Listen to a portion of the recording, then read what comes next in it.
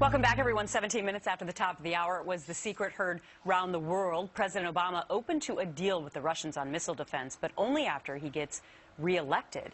Take a listen to this private conversation. My wife's elected. Yeah, that's not my wife and I hold question. I trust this information. So what are the dangers of dealing with the Russians? Pete Hegseth is the executive director of Vets for Freedom. He joins us live today. Good morning to you. Good morning. Thanks for having me. All right, so the president said, look, it's not a matter of hiding the ball until a second term, but there are some who are concerned, you know, if he does get a second term, he doesn't ever have to run for re-election again. He would be unchecked. Yeah, I mean, this is a situation where you don't, first of all, as a voter or someone here in the United States, don't want to feel like what your president oversees is misrepresenting his position in order to hedge in a particular election. The particulars of it are frustrating because we've committed, the president, in order to get ratification of this in the Senate, the treaty, made some promises to conservatives or sort of across the line saying, hey, we're not going to give on these missile defense systems we've committed to in Europe. They're important. Iran is seeking a nuclear weapon. We want to have assurances that we will continue down the line on these commitments we've made to our allies in Europe.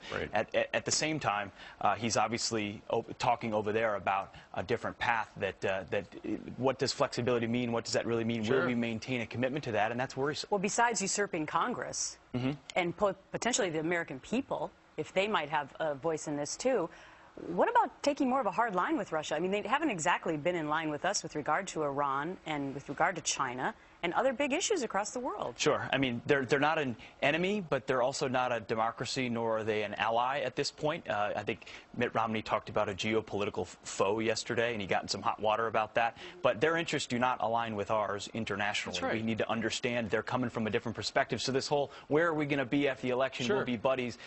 I don't even know that he knows what that means. And one of the scary things, Pete, is the fact that in 2001, then not President Barack Obama said, missile defense shields, I really don't like that idea. So if that's what he said 10, 11 years ago, and now he's president and he would be reelected, he would be unchecked, you never know.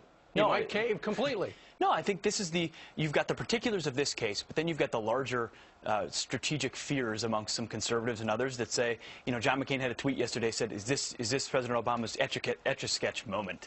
Is this his opportunity? He's going to say one thing in the public through November, and then we're going to see his sort of true globalist perspective around the world of giving in on American commitments, and that's a scary thing. By the way, we should mention that Pete Hegseth is running for Senate in the state of Minnesota, former vet. Yes. So we will be following that race for you. I appreciate it. Thanks for having me today. Thank you.